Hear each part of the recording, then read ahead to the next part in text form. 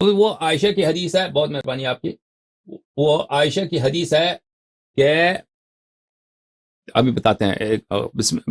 علیکم السلام. جی جناب آپ ہولڈ کیجئے، ایک منٹ ہولڈ کیجئے، میں آپ جواب کا سوال کا جواب دوں پھر آپ کے ساتھ بات کرتا ہوں نا. ہولڈ کیجئے، ٹھیک ہے. اچھا، وہ عائشہ کی حدیث ہے، کافی مشہور ہے، ہم نے دکھایا تھا آپ کی. وہ بخاری میں حدیث نمبر 4000 زہری کی روایت ہے عائشہ سے، بہت مشہور معروف ہے کہ عائشہ کہتی ہے کہ امیر المؤمنین علیہ الصلوۃ والسلام نے جب تک فاطمہ الزہرا سلام اللہ علیہا زندہ تھیں تو انہوں نے بیعت نہیں کیا تھا، اس کے بعد انہوں نے بیعت کیا. تو اس کا جواب کیا ہے؟ یا ظاہراً 4249 یا 4240 اس طرح ہے نمبر بخاری کے، جو عربی زبان میں نمبرنگ ہے بخاری کی، اس میں آپ کو نظر آئے گا. تو پہلی اس کے ابطال کیا ہے؟ وہ ابطال بہت زیادہ ہے. عائشہ راوی ہے، زہری راوی ہے، یہ بخاری راوی ہے، عائشہ راوی ہے. یہ لوگ ہمارے نزدیک یہ کوئی حجت ہیں.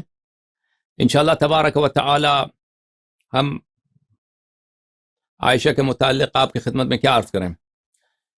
اگر محمد علی مرزا صاحب کو عائشہ کے احادیث پہ اعتماد ہے، ان کی احادیث کو وہ تصحیح کرتے ہیں، تو اچھا میں ایک سوال لیتا ہوں، تو میں وہ ٹیکسٹ بھی آمادہ کرتا ہوں دکھانے کے لیے. جناب السلام علیکم، بات کریں. ایک منٹ شیعوں کا عقیدہ ہے، شیعوں کا عقیدہ یہی ہے. جی جناب، یہ بات کریں. ذرا نا سیر اصل گفتگو کریں اور مجھے نا تسلی بخش جو ہے نا آنسر. میں نے آپ کے جو گناہ ہیں پچھلے اور اگلے وہ معاف کر دیے. تو جناب رسول خدا کے لیے لفظ ذنب کا استعمال کیا گیا سورہ مبارکہ فتح میں. کون سا لفظ ہے؟ ایک ذنب کا. ہاں جی. تو وہ کہتا ہے کہ جناب رسول خدا کے بارے میں یہ بات قرآن میں کوٹ کی گئی ہے، ان کے لیے لفظ ذنب کا استعمال کیا گیا ہے. تو ظاہری بات ہے کہ ذنب کا مطلب گناہ ہی ہوتا ہے. تو جناب رسول خدا جو ہیں اگر ان کے بارے میں ایسا ہو سکتا ہے تو مولا علی کے بارے میں تو یہ خیال ہی نہیں کیا جا سکتا کہ وہ معصوم ہے. ٹھیک ہے جی. تو وہ اور ایک اور بات معصوم سمجھتے ہیں، تو یہ جی اس نے یہ اجماع کے خلاف ہے. یہ مسلمین کا اجماع ہے کہ نبی کریم صلی اللہ علیہ وسلم معصوم ہیں. محمد علی مرزا کا نا میرے پاس یہ کافی ملعون شخص ہے، اس نے ایک ویڈیو میں باقاعدہ جناب رسول خدا کے بارے میں یہ بات تک کہی ہے کہ جناب رسول خدا سے اجتہادی خطا ہوئی تھی. اگر آپ کہیں گے تو میں آپ کو وہ لنک شیئر بھی کروں گا. اور اس نے کافی زیادہ اس طرح کی بات جب قرآن فرماتا ہے ان اتبع الا ما یوحی الی، میں اتباع نہیں کرتا، میں پیروی نہیں کرتا مگر وہ چیز جو میرے لیے وحی نازل ہو. جب جبرائیل نازل ہوتا ہے، جب پیغمبر ہے، تو اس کو اجتہاد کرنے کی کیا ضرورت ہے؟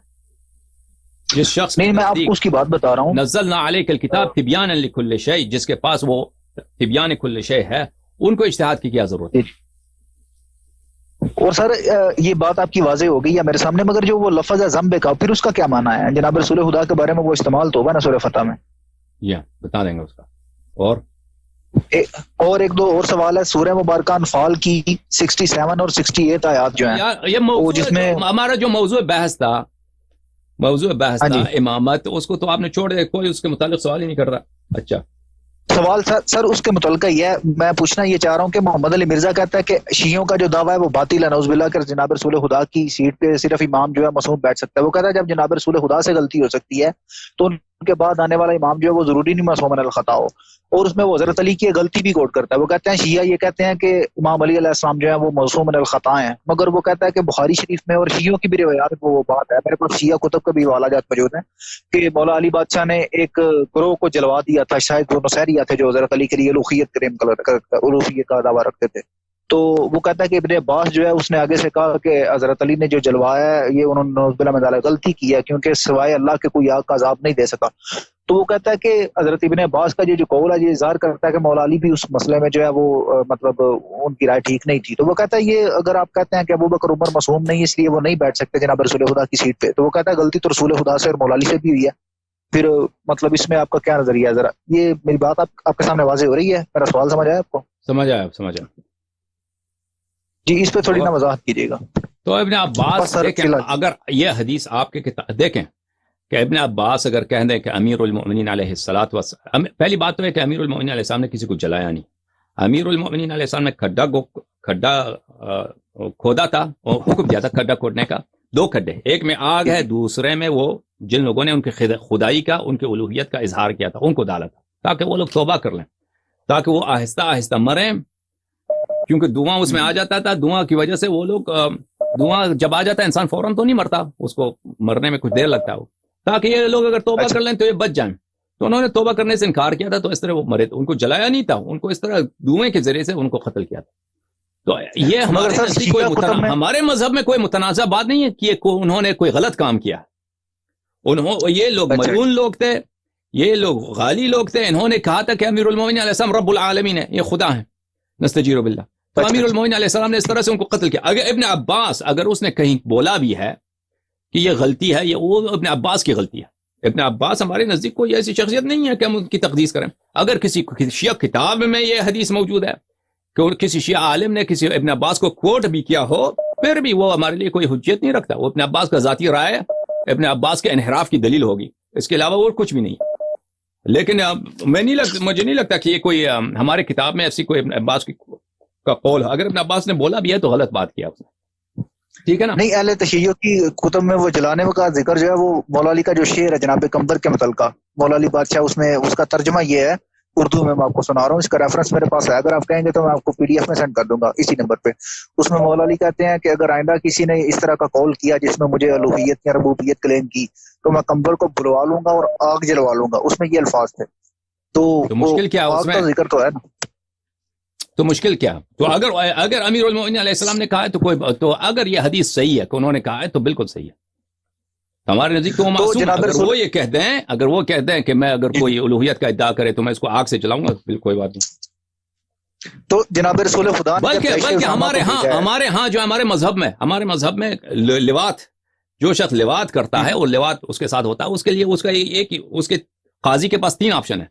قاضی اس کو حکم دیتا کر سکتا ہے, ہاں, اس کو تلوار سے اس کا گردن مار دے, اس کے ہاتھ پیر باندھ کے اس کو پہاڑ سے گرا دے, یا اس کو زندہ جلا دے. ہمارے مذہب میں تو یہ ہے کہ وہ تو لواط کے لیے بھی ہے. یہ آگ سے جلانا مذہب فقہ اہل بیت علیہم السلام میں یہ کوئی حرام بات نہیں ہے.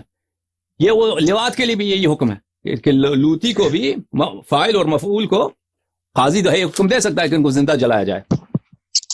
ٹھیک ہے سر, اس میں ایک وضاحت کر دوں چھوٹی سی. وہ ایک روایت ہے جناب رسول خدا کی حدیث ہے, جب انہوں نے جیش اسامہ کو بھیجا ہے نا روم کی طرف, اس پہ آپ نے کافی زیادہ لیکچر بھی دیے ہیں. تو جناب رسول خدا نے اسامہ کو کہا تھا کہ جب آپ وہاں پہ جائیں تو وہاں پہ لوگوں کو جلا دیجیے گا, اور پھر جناب رسول خدا نے منع کیا کہ نہیں یہ نہ کرنا کیونکہ جلانا اللہ کے ساتھ مخصوص ہے. اس طرح کی روایت ہے. وہ دکھائیں نا, شیعہ کتاب سے دکھائیں, وہ شیعہ حدیث سے دکھائیں کہ وہ اس طرح ہے. شیعہ حدیث سے دکھائیں یہ, یا ہو سکتا ہے کہ اس جنگ میں ان لوگوں کی جرم ایسا نہیں تھا, ان لوگوں کے جرم اتنا بیانک نہیں تھا کہ ان کو زندہ جلایا جائے.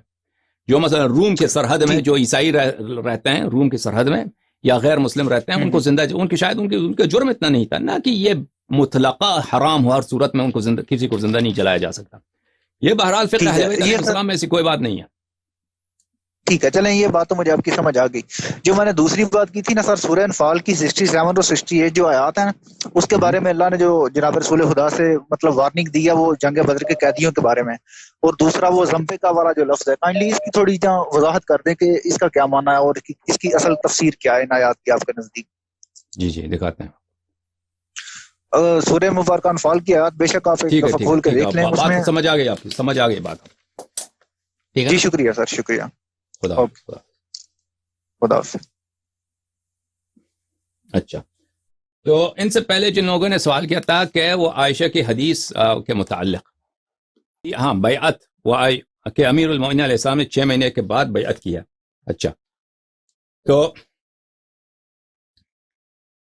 یہ ملاحظہ فرمائیے عزیزو, یہ کتاب ہے بخاری,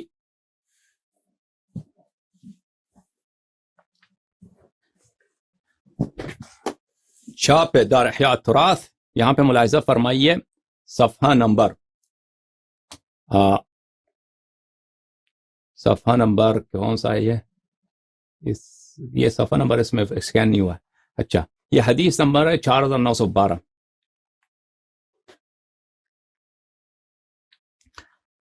عائشہ سے روایت ہے, کان رسول اللہ صلی اللہ علیہ وآلہ وسلم یشرب عسلا عند زینب بنت جحش. سورہ تحریم کی جو ہے اس کے باب میں تفسیر میں کہ رسول پاک صلی اللہ علیہ وآلہ وسلم اپنے زوجہ زینب بنت جحش کے ہاں کیا پیتے تھے, اصل نوش فرماتے تھے. وَيَمْكُثُ عِنْدَهَا, اور ان کے ساتھ جو ہے وہ کچھ مکس کرتے تھے, کچھ ٹھہرتے تھے, وہ ٹائم گزارتے تھے. فَوَاتَيْتُ أَنَا وَحَفْصَةُ, میں نے اور حفصہ نے آپس میں کیا کیا ہے؟ ہم نے آپس میں سازش کی، ہم نے آپس میں پلان کیا ہے. کیا پلان کیا؟ ایتنا دخل علیہا فلتقل لہ، جس ہم میں سے کسی پر بھی رسول پاک صلی اللہ علیہ وآلہ وسلم وارد ہوں تو ان سے کہہ دیں اکلت مغافیر انی اجد منک ریح مغافیر. ہم رسول پاک صلی اللہ علیہ وآلہ وسلم سے خطاب کریں گے، کہیں گے کہ آپ نے مغافیر ایسا آتا ہے عرب میں جو اس کی بو بہت رسول پاک صلی اللہ علیہ وآلہ وسلم کو ناپسند ہے، اور بو اس کی بدبو ہے. اچھا، کہ آپ نے مغافیر نوش فرمایا، ہم ان سے کہہ دیں گے، اور مجھے آپ سے مغافیر کی بو آتی ہے. تو رسول پاک صلی اللہ علیہ وسلم آئے، ہم نے ان سے یہی کہہ دیا کہ بھائی آپ جو ہیں مغافیر، آپ سے ہمیں بو آ رہی ہے. تو آپ نے فرمایا کہ لا، نہیں، میں نے مغافیر تو نہیں نوش کیا ہے، ولیکنی کنت اشرب عسلا عند زینب بنت جحش، میں زینب بنت جحش کے گھر میں تھی، میں نے وہاں پہ اصل کھایا، مغافیر نہیں. ٹھیک ہے نا؟ تو اس میں کیا ہے میرے عزیزو؟ واضح آشکار کہ عائشہ اور حفصہ دونوں مل کر رسول پاک صلی اللہ علیہ وآلہ وسلم کے حیات میں ان پہ تہمت اور ان پہ افتراء، ان پہ جھوٹ ہے کہ نہیں؟ یہ خود واضح، خود عائشہ روایت کرتی ہے، اور خود وہ اپنے منہ سے اعتراف کرتی ہے کہ میں نے اور حفصہ نے دونوں مل کر ہم نے سازش بنایا، منصوبہ بنایا کہ رسول پاک صلی اللہ علیہ وسلم پہ یہ جھوٹ اور یہ تہمت اور یہ افتراء لگائیں گے کہ آپ نے مغافیر کایا ہے اور مغافیر کی بدبو آ رہی ہے آپ سے. ٹھیک ہے نا؟ اور ہم نے ان سے کہہ دیا، اور انہوں نے کہا کہ نہیں، میں نے مغافر نہیں کہا، اصل کہا ہے. ٹھیک ہے نا؟ یہ کہ ایک جگہ پہ نہیں، کئی مقامات پہ بخاری میں موجود ہے. ٹھیک ہے؟ جب یہ بات آپ کے ذہن میں آ گئی تو عزیزو، جماعت عمریہ کے علماء حدیث کا اجماع ہے کہ جو شخص رسول پاک صلی اللہ علیہ وآلہ وسلم پہ ایک افتراء کرے، اس کی حدیث کبھی مقبول نہیں ہے. یہ کتاب ہے علوم الحدیث لابن صلاح کی.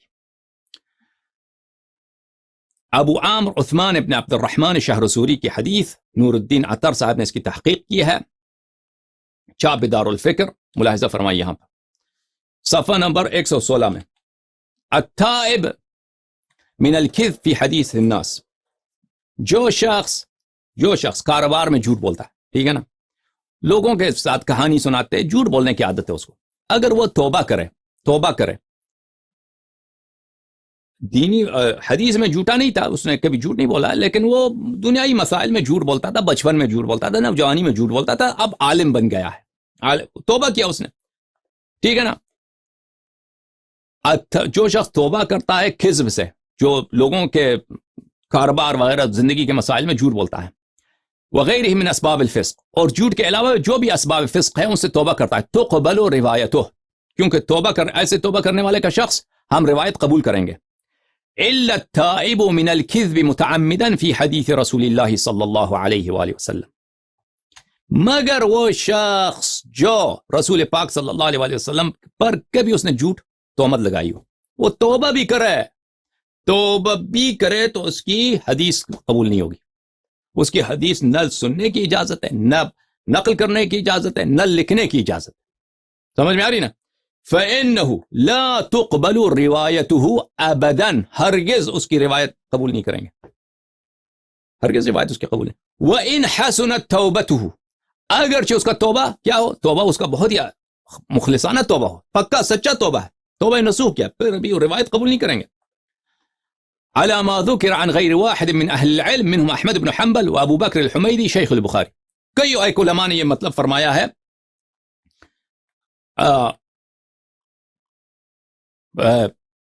نام ان کا ذکر کیا ان لوگوں نے، احمد بن حنبل اور غیر اس کے علماء نے.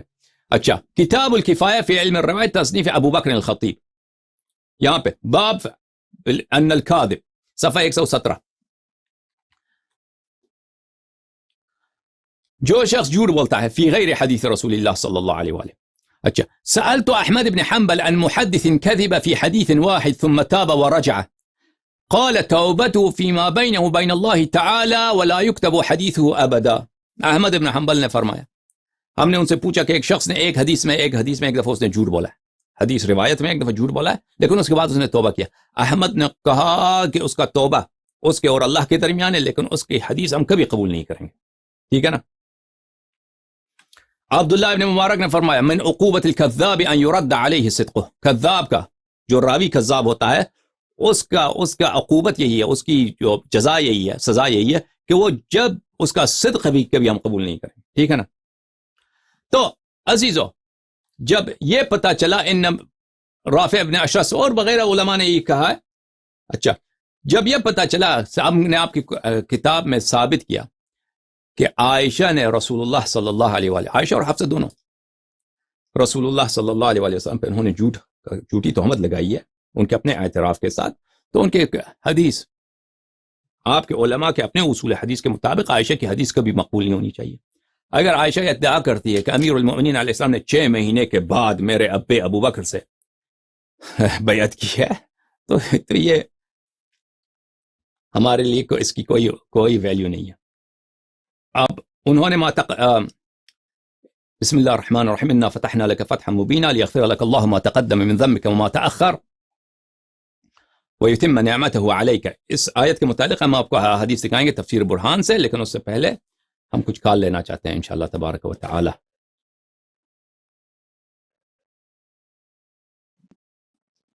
جی جناب، السلام علیکم جناب، السلام علیکم۔ جی میرا سوال آپ سے انجینئر مرزا کے ایک جملے کے بارے میں ہے جو انہوں نے سب کے سامنے انٹرنیٹ پہ کہا کہ یہ جو سب جتنے بھی مسلمان ہیں، جتنے بھی فرقے ہیں، یہ سب ختم ہو جائیں گے اور صرف انجینئر اور صرف علمی کتابی فرقہ رہے گا۔ تو اس میں انہوں نے شیعوں کا بھی ذکر کیا اور کہا کہ یہ جو شیعہ ہے یا یہ جو سب ہے یہ ان کی آخری نسل ہے، اس کے بعد یہ صرف میوزیم میں نظر آئیں گے۔ تو میں چاہتا ہوں کہ آپ اس کا کوئی جواب دیں کہ کیا یہ شیعوں کی آخری نسل ہے، اور کیا اس کا جواب آپ دیں بھائی، یا اس کا جواب آپ دیں۔ کوئی شخص پیشین گوئی کرتا ہے تو اس کا جواب آپ کو دینا ہوگا، ہمیں اس کا کیا جواب دیں بھائی؟ اس کی پیشین گوئی ہے بھائی، اس کی کیا ویلیو؟ ٹھیک ہے، یا علی مہربانی۔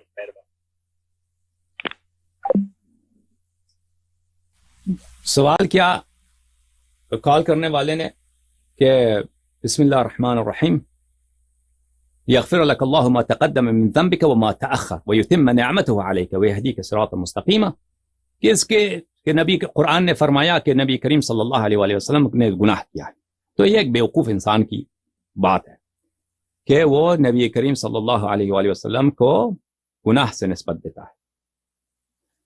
میں آپ کو اہل بیت علیہم الصلاۃ والسلام کی تفسیر دکھاتا ہوں اس آیت کے متعلق، ملاحظہ فرمائیے۔ کتاب البرہان فی تفسیر القرآن، چھاپ مؤسسۃ البعثہ فی قم المقدسہ، جزء نمبر 5، انا فتحنا لک فتحا مبینا، یہاں پر حضرت امام رضا علیہ الصلاۃ والسلام کی حدیث ہے، یہ کافی ایک لمبی حدیث ہے، یہاں پر شروع ہوتا ہے صفحہ نمبر 82 میں، لیغفر لك الله ما تقدم من ذنبك وما تأخر۔ معمون ہارون کا بیٹا ہے، معمون خلیفہ وقت ہے، اس نے امام رضا علیہ الصلاۃ والسلام میں سے سب علماء کے سامنے اپنے دربار میں پوچھا تھا اس آیت کے متعلق، اخبرنی یا ابا الحسن۔ آج بھی امام رضا علیہ الصلاۃ والسلام، یا کل امام رضا علیہ الصلاۃ والسلام کی یوم ولادت تھی، اچھا کہ یا ابا الحسن مجھے خبر دو اس آیت کے متعلق کہ اللہ نے فرمایا ہے کہ قرآن مجید میں کہ آپ کے پچھلا گناہ اور آگے کا گناہ آپ سے معاف کی مغفرت ہو جائے۔ تو اس آیت کی تفسیر کیا ہے؟ امام رضا علیہ الصلاۃ والسلام نے فرمایا لم يكن احد عند مشرکی اہل مکہ اعظم ذنبا من رسول اللہ صلی اللہ علیہ وآلہ وسلم، فرمایا کہ اہل مکہ کے نزدیک، مشرکین مکہ کے نزدیک رسول پاک صلی اللہ علیہ وآلہ وسلم سے زیادہ گناہ کار کوئی شخص نہیں تھا ان کے دین میں، کیونکہ رسول پاک صلی اللہ علیہ وآلہ وسلم نے ان کے خداؤں کی ابطال کیا کہ یہ خدا ہی نہیں ہے، ان کے بت ہی باطل ہیں۔ لأنهم كانوا يعبدون من دون الله 360 صنما، کیونکہ مشرکین مکہ اللہ کی جگہ 360 بتوں کی پرستش کرتے تھے۔ جب نبی کریم صلی اللہ علیہ وآلہ وسلم اپنے دعوت نبوت کے ساتھ آئے، کلمت اخلاص کے ساتھ آئے، تو مشرکین پہ یہ بہت گراں گزرا، مشرکین پہ یہ بہت باری گزرا، تو انہوں نے کہا اجعل الالہ آلہۃ الہا واحدا ان هذا لشیء عجاب، یہ کیسے نبی ہے؟ یہ ابو طالب کا یتیم جو ہے کیسا آدمی ہے؟ 360 خداؤں کو اس نے کیا ہے؟ باطل قرار دیا ہے اور کہتا ہے ایک ہی خدا، وہ خدا بھی نظر کسی کو نہ نہیں آتا ہے. یہ عجیب بات کرتا ہے. وانطلق الملأ منهم ان امشوا واصبروا على آلهتكم ان هذا لشيء يراد.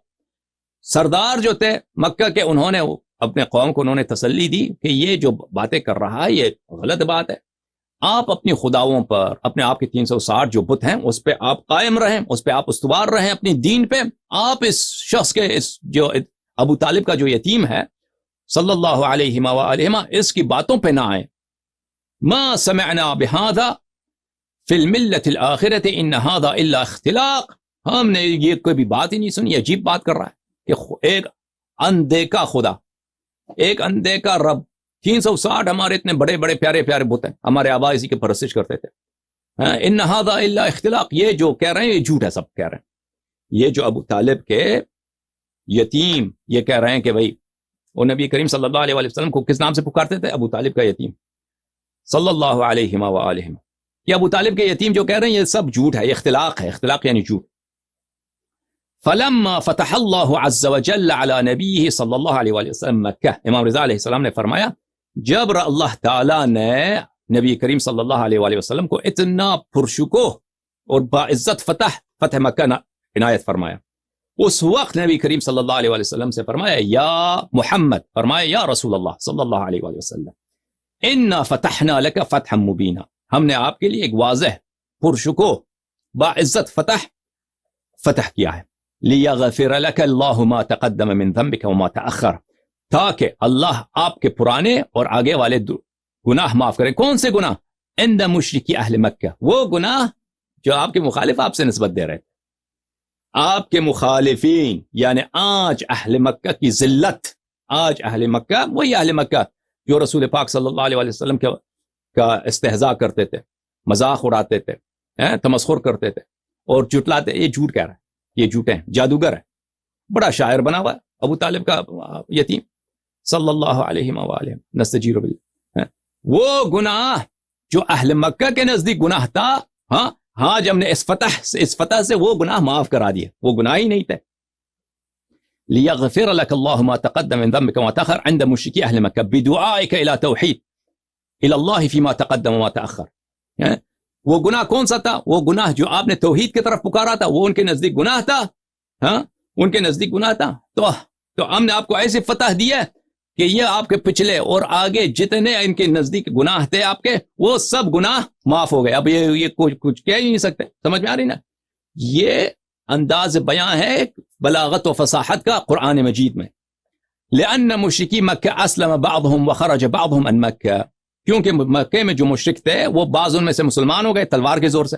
طلقاء، ابو سفیان، معاویہ، ابو قحافہ جو تھا ابو بکر کا والد، اور بعض ان میں سے بھاگ گئے مکہ سے، یہ فرار ہو گئے. ومن بقي منهم لم يقدر على انکار رسول اللہ صلی اللہ انکار توحید للہ اذا دعا الناس الیہ. اور جو لوگ مکہ میں مشرک بچ گئے تھے وہ لوگ وہ اپنے رسول پاک صلی اللہ علیہ وسلم کی دعوت کا انکار نہیں کر سکتے تھے، کچھ کہہ نہیں سکتے تھے. فصار ذنبه عندهم في ذلك مغفورا بظهوره عليهم. اس لیے اس طرح رسول پاک صلی اللہ علیہ وسلم کا جرم، رسول پاک صلی اللہ علیہ وسلم کی وہ گناہ، وہ جرم جو اہل مکہ کے نزدیک جرم تھا اور گناہ تھا، وہ حقیقت میں جرم نہیں ہے، گناہ نہیں ہے. اہل مکہ کی نظر میں، اہل مکہ کے آنکھوں میں وہ گناہ، وہ جرم ہے. اچھا، اہل مکہ کے نزدیک وہ مغفور ہو گیا. کیوں؟ کیونکہ اب اہل مکہ اس کو گناہ نہیں کہہ سکتے، گناہ نہیں کہہ سکتے. کیوں؟ کیونکہ وہ اتنے کمزور ہیں، وہ ان کا سر بدن سے قلم ہو جائے گا وہ کچھ کہہ دیں. تو فقال المأمون للہ درک یا ابا الحسن، مأمون نے کہا کہ سبحان اللہ اس جواب کا، سبحان اللہ اس جواب. تو یہ جو ہے یہ فرمان قرآن مجید کا، یہ اہل بیت علیہم الصلاۃ والسلام کا فرمان اس آیت کے متعلق یہی ہے. جماعت عامہ کے نزدیک، جماعت عمریہ کے نزدیک یہ ہے کہ رسول پاک صلی اللہ علیہ وسلم کے بہت ہی گناہ کار آدمی تھے، تو انہوں نے گناہ کیا ہے. لیکن ہمارے مذہب میں معصوم ہے رسول پاک صلی اللہ علیہ وسلم. اور بولیں اللہم صلی علی محمد وعلی محمد وعجل فرجہم الشریف.